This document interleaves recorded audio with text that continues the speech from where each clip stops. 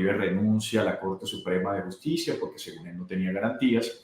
No puede haberse sorprendido la defensa porque estos hechos, repito, son conocidos desde el año 2018. Consideramos que hemos construido un caso lo suficientemente robusto para buscar la sentencia condenatoria en contra del señor Uribe Vélez. ¿Nos puede explicar qué significa esto, que haya decidido el tribunal no anular el caso del expresidente Uribe?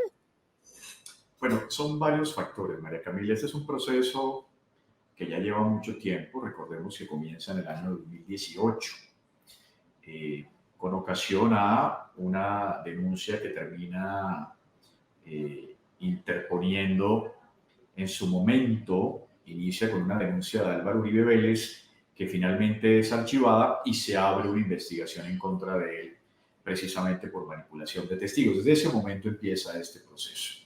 Álvaro Uribe renuncia a la Corte Suprema de Justicia porque según él no tenía garantías. El proceso llega a la Fiscalía General de la Nación, principalmente por los delitos de fraude procesal y soborno en actuación penal, porque a través, según la imputación del abogado Diego Cadena, tenían como propósito que los testigos o algunos testigos cambiaran sus versiones al interior de los procesos. Recordemos que cuando Uribe renuncia a la Corte, el proceso pasa a la Fiscalía General de la Nación.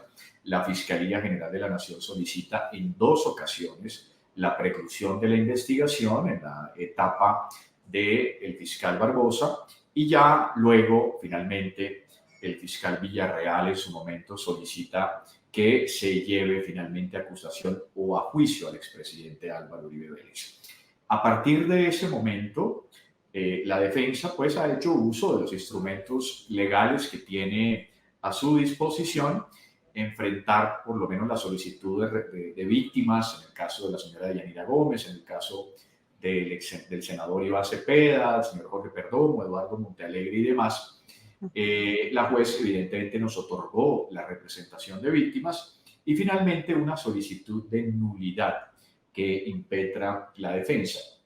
¿Con base en qué? Con base en que, según el argumento de ellos, recordemos que cuando estaba en la Corte, la ley penal que soportaba esa actuación era la ley 600. Con relación a la Fiscalía General de la Nación, es la ley 906, es decir, son 2 leyes. Hay 2 figuras procesales que son la indagatoria y la formulación de imputación en leyes diferentes. Sin embargo, un juez de la República y finalmente la Corte terminó estableciendo que ambas figuras procesales eran similares desde el punto de vista de su estructura. Por esa razón, la indagatoria en la Ley 600 ante la Corte Suprema de Justicia terminó entonces legitimada a través de la formulación de imputación.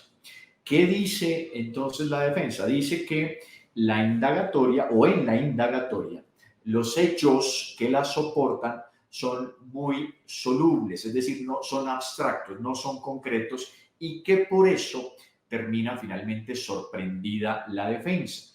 Argumenta adicionalmente que la defensa se vio sorprendida por un nuevo delito que termina entonces incluyéndose en la audiencia de acusación y que eso es una vulneración a las garantías por parte de la defensa. Es importante establecer que ninguno de los 2 argumentos es válido, primero porque los hechos sobre los cuales está siendo hoy llevado a juicio el expresidente Álvaro Uribe Vélez están absolutamente limitados y tienen unas fronteras específicas, que son 7 hechos jurídicamente relevantes, cada una con sus particularidades. Recordemos el caso Monsalve, la intervención de Deyanira y otros casos adicionales que conforman precisamente la imputación. Y segundo, no puede haberse sorprendido la defensa porque estos hechos, repito, son conocidos desde el año 2018. La Fiscalía solicitó 2 veces la preclusión sobre esos hechos, es decir, la defensa conoce perfectamente el alcance de los mismos. En eso se termina soportando en parte la solicitud de nulidad, que buscaba entonces que el proceso se devolviera de la etapa en la que estaba y regresara nuevamente al inicio de la acusación para que se concretaran esos hechos jurídicamente relevantes. La juez de primera instancia, recordemos, rechaza de plano esa particularidad ellos interponen una acción de tutela y el juez de tutela les dice, señora juez, permítales que lo argumenten. Lo argumentaron y lo apelaron. Y la segunda instancia, el tribunal dice, aquí no hay nulidad.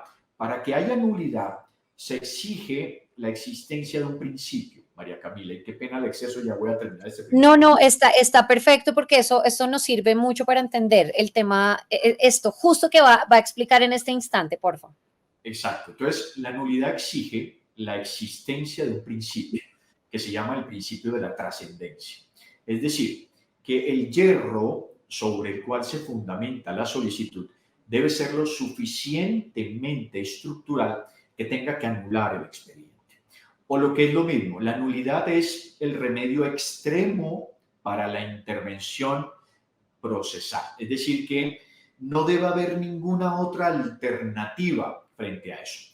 Como dice la Corte Suprema de Justicia en su momento, y lo dijo la juez de primera instancia, los hechos jurídicamente relevantes los conoce la defensa. Es decir, aquí no hay ningún sorprendimiento, aquí no hay una falta de concreción, aquí están claras las delimitaciones de los hechos. Por lo tanto, el mecanismo extremo o el recurso extremo no se cumple. Por eso no puede haber nulidad y por eso el proceso tiene que seguir adelante. Ese es un poco el contexto, de pronto vulnerando muchas cosas, pero es un poco el contexto de lo que estamos enfrentando en ese momento, María Camila. Buenas. Paso por acá para darles una pausa y decirles que se suscriban rápidamente acá. Clic, suscríbanse. Ok, eso quiere decir, doctor Miguel Ángel del Río, que el proceso en contra del expresidente debe seguir. El exmandatario, como lo hemos dicho, se convierte en el primer ex jefe de Estado en enfrentar un juicio penal, pero acá la gente dice, bueno, esto es, ¿no? La segunda casación, esto, lo otro, la nulidad, es un proceso largo, sin embargo, ¿qué sigue ahorita? ¿Qué sigue? Hay un punto muy importante, María Camila, recordemos que estamos enfrentando la prescripción de la acción penal dentro de muy poco tiempo. En octubre de 2025 prescribe este proceso. Significa que ya no habrá más nada que hacer. Por esa razón, la defensa, de manera legítima, la ciudadanía tendrá otro criterio para la representación de víctimas, son maniobras dilatorias, está buscando evidentemente que el proceso les prescriba, es decir, que no haya un debate en juicio, sino que el proceso se termine por la prescripción de la acción penal.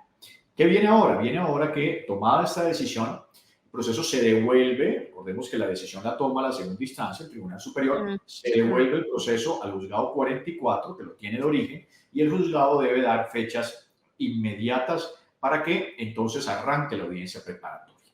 ¿Qué pasa en la audiencia preparatoria? Es una de las audiencias más importantes del proceso, porque ahí se establecen entonces el enfrentamiento entre los elementos materiales probatorios que tiene la defensa versus los elementos materiales probatorios que tiene la fiscalía.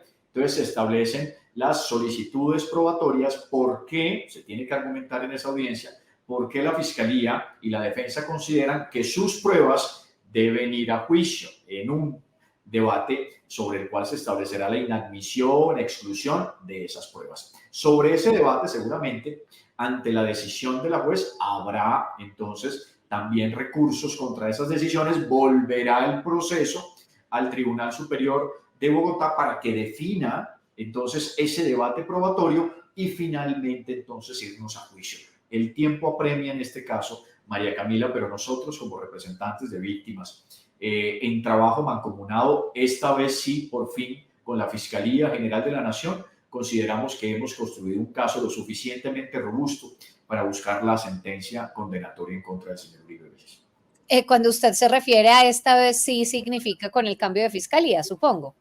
Tal cual, con el cambio de fiscalía, recordemos que con la fiscalía de Francisco Barbosa se dieron 2 solicitudes de preclusión.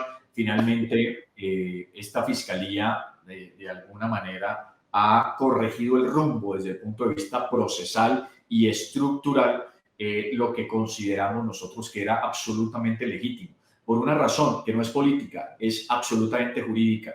Los materiales probatorios están ahí, enfrente de todos los sujetos procesales, y esperamos que la Fiscalía General de la Nación entonces convenza a la juez de su autoridad del caso. ¿Cuándo va a ser esa audiencia? Estamos esperando que hoy definan fechas. Yo creo que hoy, a más tardar en horas de la tarde, debemos tener las nuevas fechas de la audiencia preparatoria, pero la fortuna que tenemos en ese momento es que la juez 44 ha tomado decisiones muy rápidas y ha puesto audiencias muy rápidas. Había unas audiencias que estaban ya programadas, pero recordemos que el recurso de apelación contra la negativa de nulidad, pues evidentemente se tomó un tiempo y esas fechas finalmente desaparecieron. Hoy debemos tener las nuevas fechas de audiencia preparatoria. ¿Qué cree que va a pasar con la defensa del expresidente? Como es difícil anticiparse a lo que van a lo que van a apelar o lo que sea, pero ¿cuál cree que va a ser la siguiente jugada de la defensa del expresidente? Pues seguramente van a tratar de buscar la exclusión de algunos elementos materiales de prueba, sobre todo lo relacionado con las interceptaciones, porque para ellos, y eso lo han advertido desde un principio, esas interceptaciones no han sido legales y seguramente van a acudir a la figura de la exclusión para que no tengan cabida en juicio. Nosotros nos enfrentaremos a esa posición. La Fiscalía y la representación de víctimas tienen los argumentos ya establecidos para esa eventualidad y creemos que ese es el gran debate que se va a presentar en la audiencia preparatoria. Es decir, que todas las interceptaciones que hemos escuchado a lo largo de estos años finalmente sean declaradas ilegales por parte de la juez de la República. Esperemos que eso no sea así y que nos vayamos entonces a juicios con los elementos materiales probatorios establecidos. Muy atentos a la fecha de esa audiencia que por supuesto estaremos también transmitiendo en este canal y por supuesto también estaremos con usted después de esa audiencia contándonos las reacciones de lo que ha pasado en esa audiencia que es tan importante. Mil y mil gracias por haber estado acá, señor Miguel Ángel del Río. María Camila, muchas gracias por la invitación. Yo creo que usted lo decía muy bien. Este debe ser el proceso penal más importante de la historia judicial de este país. Primera vez que un expresidente de la República tan activo y tan poderoso es llevado a juicio. Será un momento trascendental en la historia judicial y en la historia política, porque más allá de lo estrictamente jurídico, este proceso tiene consecuencias políticas. Un abrazo especial, María Camila, y a sus televidentes también gracias por estar acompañándonos. Gracias, señor Miguel Ángel del Río. A toda la gente, por supuesto, que estuvo conectada hasta el final de esta entrevista, háganos saber qué opinan acá abajito en los comentarios y también suscríbanse. Si ustedes no lo han hecho, háganlo de inmediato. Es fácil, rápido, gratis. Gracias. Nos vemos más adelante. Chao.